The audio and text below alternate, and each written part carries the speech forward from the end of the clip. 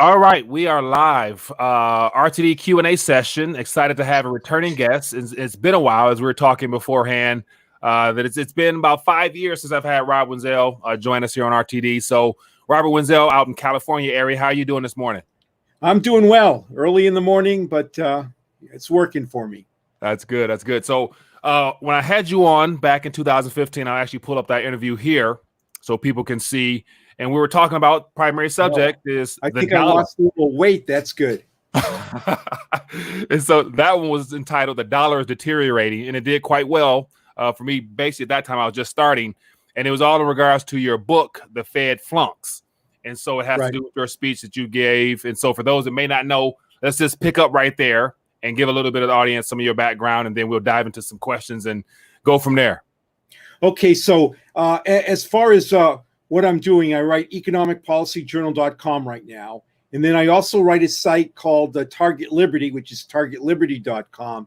And there it's more, I talk about more political things and what's going on that may not necessarily be of an economic nature. The Economic Policy Journal is more focused on economic policy, and Target Liberty is focused more on political policy and trends towards and away from liberty. Mm-hmm. I've been writing the blog now for over 10 years, and I saw the 2008 crash coming in real time. And because of that, I was warning in the summer of 2008, before things really got worse in September, when Bernanke was still saying that things were fine. I said, I don't know what he's looking at. I don't think he realizes how this works. Mm-hmm. He's basically going to create a situation that could be equivalent to the Great Depression or something like that. Things are going to get real bad. And of course they did. And prior to that, two years before the crash, 2.5 years, in about late 2005, early 2006, I started focusing on the mortgage-backed securities. And the Federal Reserve at that time came out saying why there is no housing bubble. And of course, I thought there was a housing bubble because of the way they were supporting the mortgage markets. And I wrote a paper rebutting that. Mm-hmm. And the Federal Reserve at that time, the two economists that wrote that papers, in that paper, I said the economists are making the greatest mistake since Irving Fisher in 1929, just before the stock market crash, said that stocks were now at a new permanent high plateau. Mm-hmm. And of course, they must have thought that was funny, because then when they went around the country, someone tipped me off, and I got a hold of one of the slides they were using was my quote saying that, and saying it was an alternative view on the housing bubble. Of course, the whole thing did crash. Mm-hmm. And so what happened is then Simon Potter, the head of the research department at the New York Federal Reserve, said no one really called the housing bubble and the recession. And I said, hey, not only did I call it, but your economists kind of recognized it in a way when it was happening in real time. So they invited me to give a talk at the Federal Reserve, describing exactly what I saw and how I did it. And of course, my view on how the economy should be run in central banks is completely different from theirs. And I just really let them have it, and the rest is history. The Fed Flunks book, in the center of the book, is the speech I gave. And let's just put it this way: I don't think they're going to invite me back. Yeah. And so I have the cover right now, and it gives a little bit of a report card. Yeah. And so you got a couple of things that you graded them on there, and it's all Fs.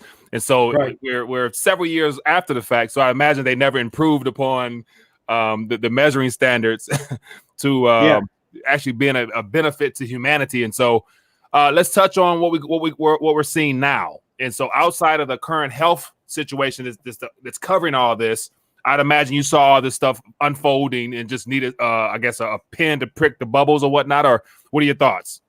Well, Mike, I mean, that's a key point. What's really going on now is something we've really never experienced. This is not like the normal business cycle. What happened in 2007 was a business cycle crash, the kind you had when there was the Great Depression and the 1987 stock market crash. That was the Fed doing things with the money supply that sort of goes in the cycle. Now what's going on is you have a situation where the economy is locked down. It's not because there's a business cycle that is the normal business cycle. This is a shutdown of the economy, and to bail out all these people, from unemployed people to businesses, the Federal Reserve is printing mind-boggling amounts of money, trillions of dollars, trillions. Now, some people are pointing to the 2008 period when Ben Bernanke was printing money. And what you had there was a situation where a lot of that money was just sort of paper shuffling. Mm-hmm. The Federal Reserve bought mortgage-backed securities that weren't very worth very much from the banks, put them in their safe vaults, safety vaults, and gave the banks Federal Reserve credits, which the banks then just put back as balances at the Federal Reserve. So it never got into the system. Mm-hmm. Now, when you're giving it to people who are unemployed, you're giving it to small businesses. This is entirely different. This money is out in the system. And so consequently, I expect an explosion in price inflation that very, very few are expecting. The Fed is even talking about deflation at this point. It's bizarre. I mean, you're going to see there'll be areas, even after the lockdown, whenever they free us, there'll be area like maybe cruise lines will have to discount heavily, airlines will have to discount heavily. There will be areas, there will be pockets where you won't see this price inflation. But for whatever we're going to be buying, there's going to be so much more money going after that. It's very difficult to tell exactly how much, but I published something called the EPJ Daily Alert, which is for investors and business people. And I tell them, look, buy your gold and silver coins right now, because gold is going to record highs. Silver's going, actually, I think that the stock market's going to perform a lot stronger than people anticipate, also because of the money that's around. Mm-hmm. But clearly the inflation is going to be something like we've never seen before. So do you see this inflation perhaps like within this whole lockdown period, or after they try to reopen and they try to put people back to work, and or what? Yeah. Like it's something that's come next year or sometime this year, perhaps? Yeah, well, see that you're starting to see pockets of inflation now. It's I mean, people can't really go out and buy very much right now, but where they are, two things are happening. There's more money available, and there is less supply. So you're seeing pork prices are now going through the roof, egg prices. So it's kind of basic products at this point. Mm-hmm. But when the economy is open up, when the lockdown is over, that's when you're going to start to see the stronger price inflation. And again, there'll be pockets. So the actual government indexes might not pick it up right away, because they're also going to measure the airline price discounts and the cruise line discounts and all that. But that's just going to hide what's going on with the stuff we're really buying. And so some people are saying, well, because of the unemployment, prices won't go up. That's really not understanding the situation. You can have inflation, high inflation, and high unemployment at the same time. We had that in the late 1970s. It's called stagflation. And you could have that now, because remember what's going on with all these people that are getting unemployment now. Not only are they getting the usual state unemployment, which is, say, around $400 a week, mm-hmm. but they're getting federal money on top of that, which the Fed is basically printing.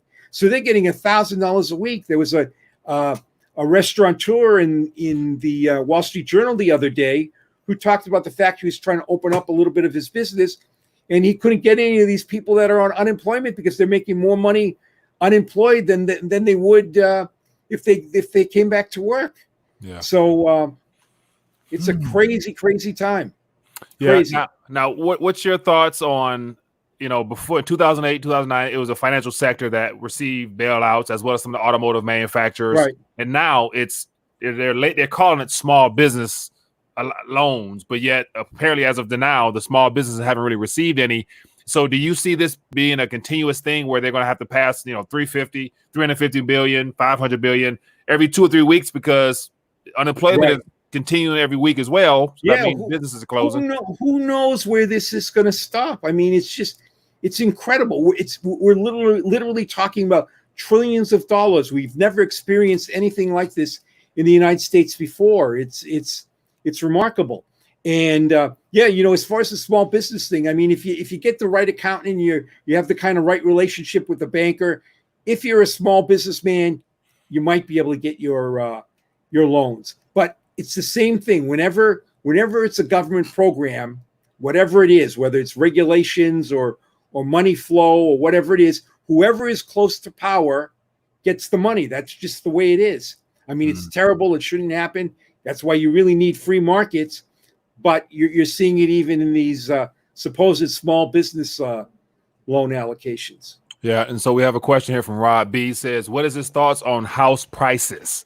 So do you see something coming down the pike with housing prices? Well, what's really interesting, first of all, interest rates are very, very low right now. So from that perspective, it's a great time to buy and lock in. If you're going to buy a house and you're going to get a mortgage, make sure you get a fixed rate that lasts for as long as possible, because with the kind of money they're printing now, it's going to be like play money to pay your rent. It's going to feel like, you're just paying $200 a month for your mortgage, that kind of relative to what you're going to earn because of the inflation. Secondly, there's probably going to be weakness in the beginning once things open up, because people are still going to be nervous and all that kind of stuff. But there is so much money around that eventually it's going to start increasing the prices of the housing again. In 2009, in my EPJ Daily Alert, I was telling people, I was pounding the table, and I wrote this, look, I'm pounding the table. Now is the time to buy a house. And that's when people were most nervous. Now, I called a downturn, but I'm not a sort of a perma bear. There's a lot of perma bears out there that are always negative and bearish, and so they'll get it right every once in a while. But I watch the indicators and I move around. So in 2009, I said, look, we're coming out of this. What the Fed is doing now, the way they're manipulating things, you're going to see strength in the housing market buy. And of course, that was a great time to buy.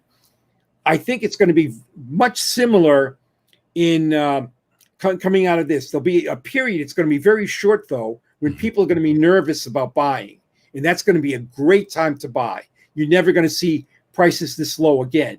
And then at some point they're going to take off because the money is there and people are going to just sort of want to buy their stuff. So, subject to further lockdowns. I mean, if we have further lockdowns, that's going to slow the whole thing down a bit. Like if we go into a winter lockdown or whatever.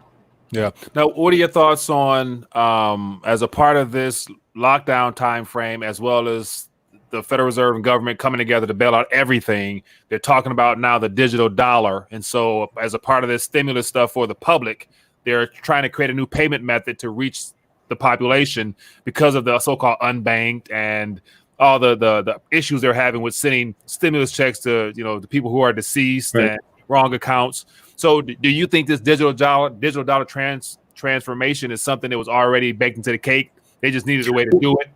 Well, they have been talking about it for a while, and so they're going to take advantage of whatever they can where it's easiest to move, and if they can sneak it in. I'm not sure they're going to completely be able to get this in right away, but it is very, very dangerous. And the reason it's dangerous is if we don't have paper money to sort of buy stuff that we don't want anybody to know about, that they're going to shut that off. And by that, I may mean a radical book.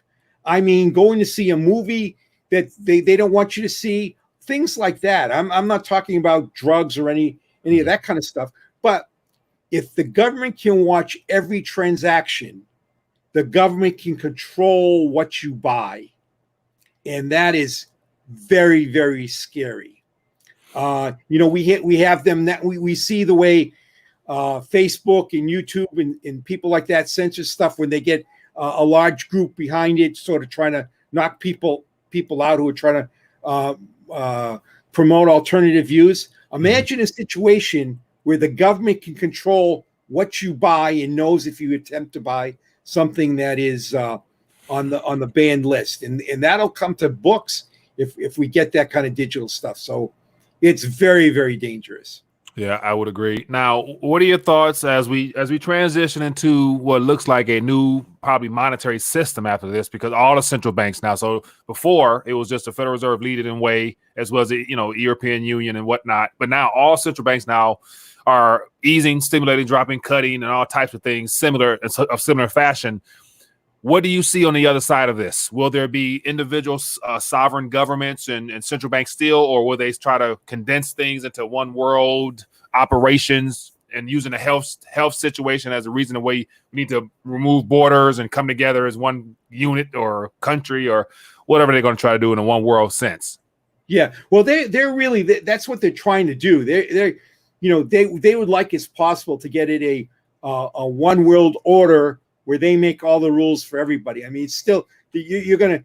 I mean, China and Russia obviously are not going to go along with that. So it's going to be difficult to do that to some degree. But the Federal Reserve is very close. The way they're constructing, and this gets a little technical, currency swaps. They're kind of funding a lot of dollar activity in Europe and in parts of Asia also. So you're really getting a situation where you're starting to see more and more of that. Where it seems they may be even stronger right now is with regard to healthcare and sort of dictating the way we get healthcare. That might be an easier sell because the world is kind of panicked about about COVID-19.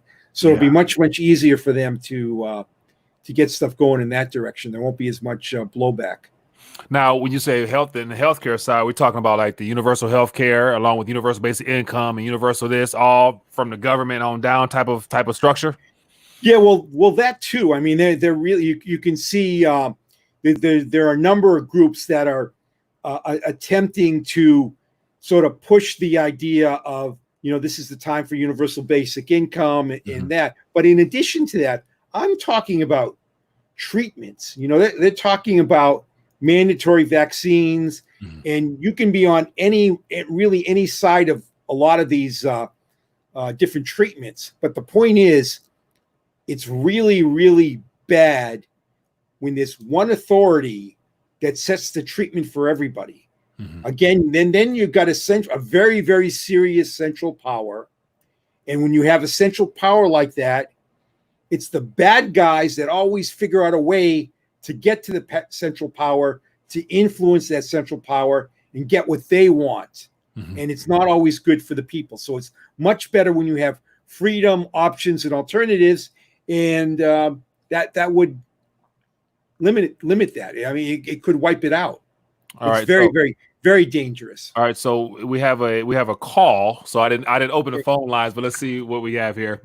Hello, caller. What's your name? Where you calling from? What's your question for Mr. Wenzel? Okay, Mike, I really love your show, and I hope my hillbilly is not too bad today, but I've got a couple comments, concerns, and no derogatory remarks to make. All right, feel free to share it. Okay, the first is, have you seen the new money? They call it rainbow money. I have not seen the rainbow money, no. Okay, JFK is on the $20 bill. Okay.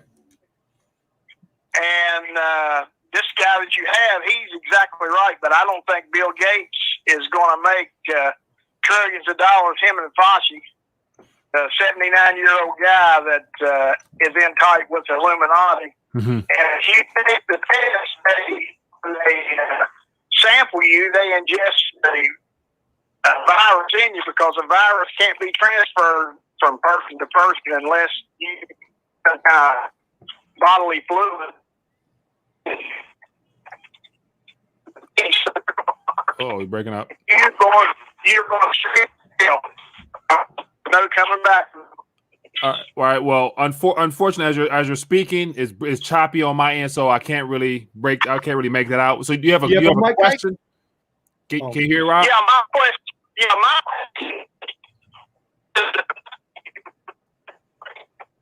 Really going to to figure out what's really going to go on. All right, so I can comment on the first part. First of all, I'm not aware of this rainbow bill, but that's the kind of stuff that could come out there. I don't know where the source is on that, so I can't comment too much. It doesn't sound surprising, but I haven't heard anything about that. Now, what's interesting as far as Bill Gates and Fauci, I mean, I'm on a campaign to get this guy fired. I think he's very, very dangerous. I mean, if you really look at the short-term track record and what he said during this whole COVID thing, he jumps all over the place. I think he's very, very misleading in the types of things he says, and he has his own agenda, whether it's for reasons of power or I don't really know what is behind him. But if you look, he's got a long history of this, going back to HIV and AIDS and all that kind of thing. There's a Dr. Duisberg. I'm located in San Francisco, and down the road is Dr. Duisberg at Berkeley, who's a top research scientist there, and they used to spar. And when Dr. Duisberg would get booked on a major national network, very often he would get bounced off. This is during the AIDS epidemic, in the way he was looking at the necessary treatment. And who would pop on the TV is in replacing him would be Fauci. And this happened more than one time. I think he's a very, very clever political bureaucratic operative. And I don't know what his agenda is, but it's certainly not agenda that makes sense for me if you really want to solve some of the problems that he pretends to solve. So that's curious. Now, as far as Bill Gates, he's very heavy, obsessed with promoting vaccines. There's some talk, he's concerned about the size of the population. So you have to wonder what his thinking is on how you solve a population problem. And with regard to the vaccine, he just funded a program at MIT where now, instead of like having to carry digital papers around that they're talking about to prove you've been vaccinated, well, when you get the vaccine, it'll mark you internally somehow. That can be read by some kind of reader in your blood or something like that. That will show that you got the vaccine. So they'll be able to tell. You won't be able to lie and show a paper and say, hey, here I am. I've been vaccinated. This is going to be going with the vaccine itself. And that was research. That's research that's being conducted at MIT. MIT is proud of it. They're putting out press releases saying, we've got this new thing we're developing that we can prove and check who gets the vaccine and not, because we'll just include it in the vaccine itself. Yeah, and speaking of which, I'll pull this article up here, and so it says U.S.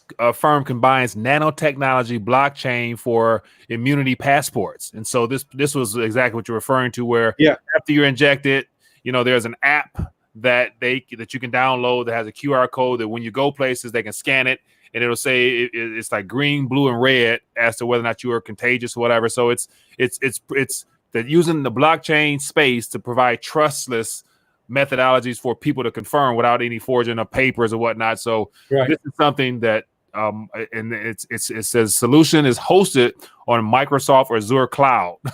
So Microsoft is behind this. So it's not too surprising at all. But so I appreciate you taking that. And so I wasn't really going to take any calls, but I figured we might as well. But we can give it a shot. Yeah. All right. So if anybody want to call in, feel free to call in with a question. Try to be straight to the point, and we can get your question answered and go from there.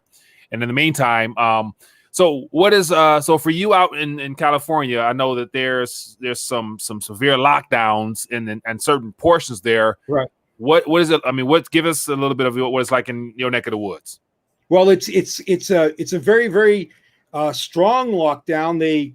Restaurants are allowed to serve takeout food, and outside of that, I mean, we can't. My hair is a little bit longer than it normally is. You can't get a haircut. There are some black market haircutters out there, but then it's kind of, who are these people? Are they setting this up to rob you? I mean, it's crazy. It's like buying illegal drugs to get a haircut now. You have to wonder where you're getting this from, who you're buying it from. That's what happens when things are made illegal. Yeah. But what's really remarkable is, I would say, like 97 to 98% of the people are observing the lockdown. I mean, you don't see people on the streets. It's really, really remarkable. There's a few places that sort of try and stay open. I know one guy who is now selling newspapers and saying, well, now he's a essential business because he's selling newspapers, and his other business you wouldn't really classify as essential the way the local cities would. And then I know another gal who's selling face mask now as part of her business to claim she's essential, and her other business is not face mask related. So yeah. You do have a couple of rebels, but for the most part, it's really, really shut down. So it just shows you how it's really not clear if the lockdown is the best way to deal with the virus. I mean, the virus is real. It hurts people. It's too early to really tell how damaging it is. Much more research needs to be done. But you could be putting people inside where they're getting less vitamin D, which is bad.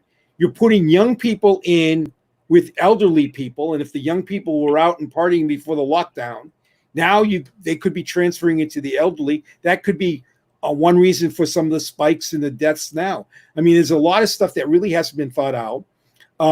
It's not clear whether just by keeping a lockdown for a limited period of time that this makes the virus go away the minute you put people out again. That's why they're talking about these tests they want to do, the trace testing. All right, so don't mind, hold that thought real quick. We do have a caller. Let's see if we can get a question. Okay. Hello, caller. What's your name and where you calling from? What's your question for Ms. Wenzel? Hey, Mike. It's Babar from Seattle. Babar from Seattle. How you doing, my friend? What's your question? I'm fine.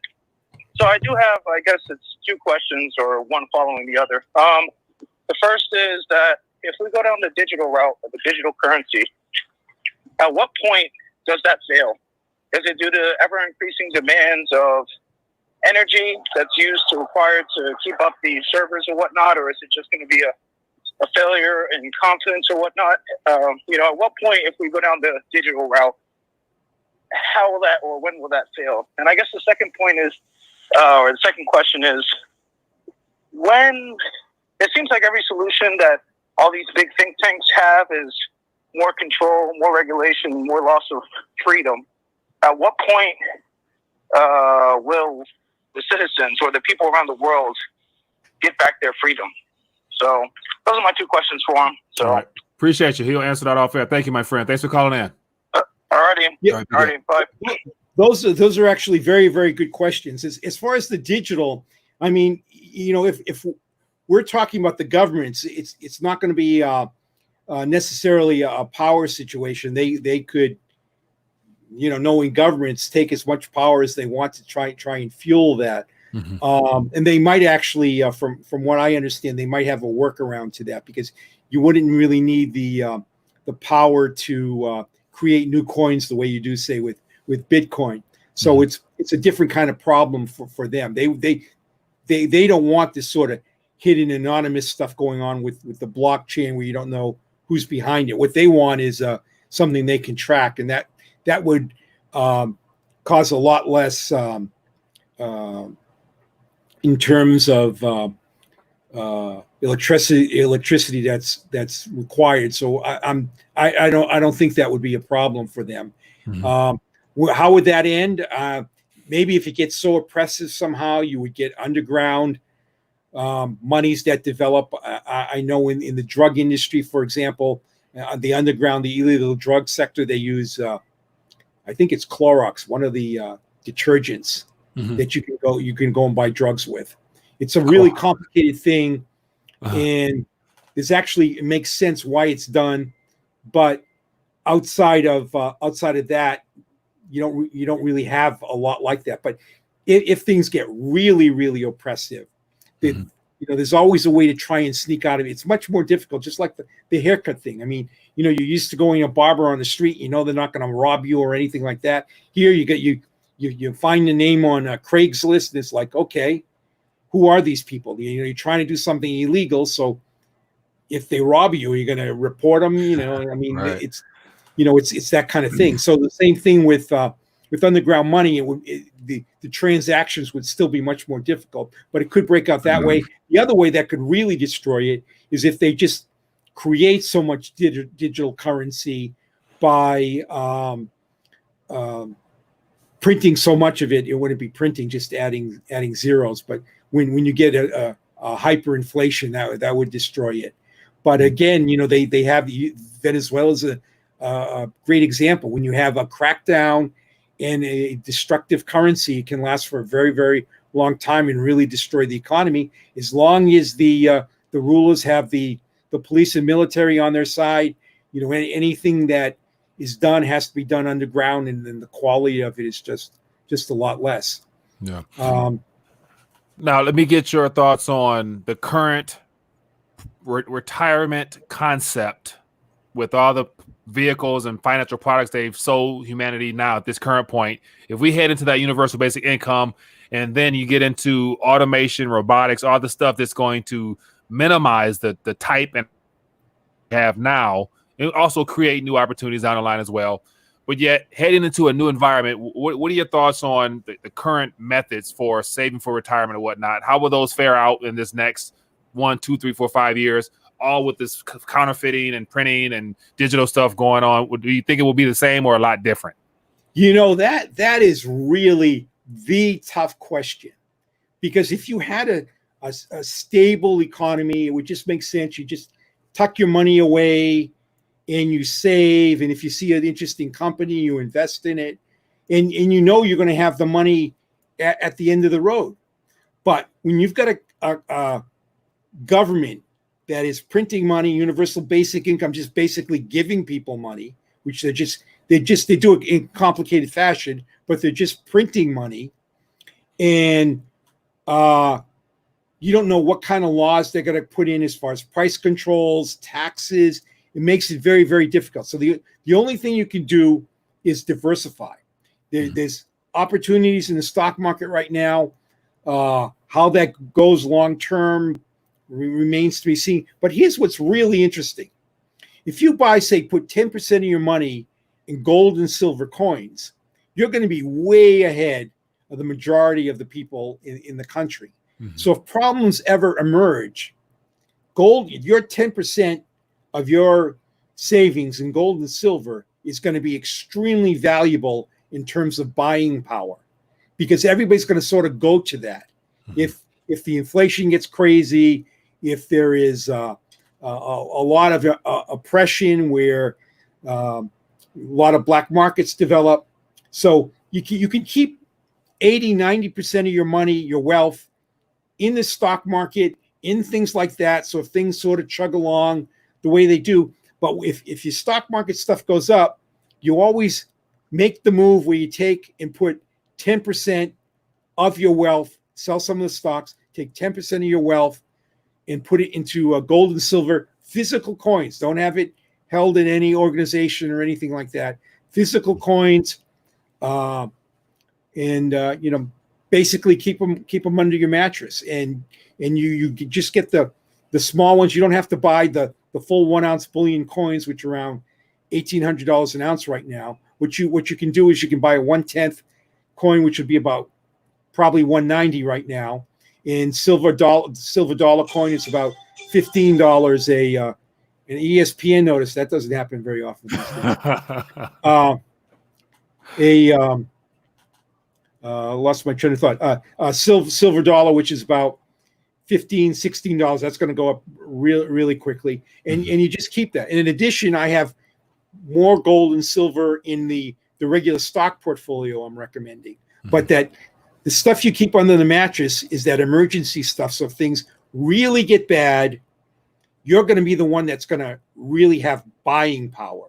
Mm-hmm. I've talked to when people come out of Yugoslavia and other places, Zimbabwe, if I get a chance to meet someone, I always talk to them about what it's like living under those conditions and who survives. And it's the people that really have the wealth in a form that everybody else wants. Yeah. And if you have that kind of wealth, you're gonna do well for yourself. You gotta, know how to do it low key and stuff like that, because it's not a fun time to be around. But Yeah. You'll be protected that way. What are your thoughts on owning mining stocks and getting involved in just the junior miners and all that stuff right there? Is that something that would be viable now and in the long term, you think? Yeah, I think that's that's a top investment I have in the EPJ Daily Alert. I have different model portfolios, and gold. I'm very, very heavily invested in the gold sector mining stocks right now, and the exploration, because gold is. I think gold is going to hit a new all-time high. We're trading about $1,700 right now, $1,700 an ounce. It'll go to $1,800, then break out. Then 2,000 is a new high, and then given the kind of inflation, it's very easy to see it go to $3,000, $5,000 an ounce. Who knows? And all these mining companies, to the degree they're actually selling gold and silver now, their costs are very, very close to what it may say they're making $200 or $300 an ounce. So once gold starts going up by another $1,000 an ounce, instead of making $200 an ounce, their earnings will go up to $1,200 an ounce. So their margin, it just explodes. An interesting thing, most people don't realize this, but during the 1930s, FDR, for some bizarre reason, I think John Keynes and Bernard Baruch were involved in this, and they were in cahoots to drive the gold price up. So FDR instituted a price buying program for gold. He took gold away from all Americans, so they couldn't really own it. But he bought it from the gold mining company. So Baruch and John Maynard Keynes, who were both advising FDR, just sort of managed to end up keeping most of their portfolios in gold just before this happened. So you figure out what happened there. And the gold mining stocks went crazy during the Depression. And I've talked to old timers who sort of still remember this. Actually, I talked to them 10 years ago. I don't know how many old timers remember the 1930s yet, but what happened was gold stocks were making so much money, they were paying dividends every month. That's how much money was just coming in. So the people who had the gold stocks, which was Baruch and Keynes, who were advising FDR, made fortunes. Baruch was supposedly this great genius investor. That's where he made his money. And Keynes actually lost a lot of money in the crash, and then he was able to make it back with these gold stocks. Interesting. Well, as we draw towards the end of our discussion, as always, it's great to catch up with you, Rob. I appreciate you taking time for me. And for those that might just be watching, I'll actually show them where they can find out more of what you have going on. So here we have the Economic Policy Journal. So you guys can go over there and get involved with him there. And then also he's the author of Fed Flunks. And so I appreciate you taking time to join us here on RTD. Any last thoughts you want to leave us with before we say goodbye? But yet be back on in the next couple of weeks or months, hopefully. Yeah. It's a very, very unusual time, very, very difficult time for people to survive. But really the key takeaway right now is the Fed is printing an enormous amount of money. Everybody's going to have money, so it's going to just dwindle. So to the degree that you can buy some gold and silver, if you're going to buy a house, it's going to be a great, great time. People after the lockdown are going to be really nervous for a very short period of time. Prices will be lower than they're going to be just a few months down the road after that. And interest rates are still going to be very, very low. And if you can lock in that for long term, you're going to have a great, great opportunity. Sounds good. Advantage there. All right. Well, Rob Wenzel, I appreciate you taking time to join us. And as always, for those that if you've enjoyed this interview, feel free to take this link and share it, because I've noticed that YouTube is making sure that it's like 5 or 6 hours before it actually shows up on my stream of interviews. And so I would like to try to get it out there so people can find out what's going on and give them a different perspective as to what's really happening behind the scenes. So once again, everybody enjoy your day. Be back a couple hours. Got another interview with Mr. Crypto Rice. And so other than that, I'll see you guys then. Be blessed, be safe. And once again, Rob, you stay safe as well. Okay. Thanks very much. Good talking to you, Mike.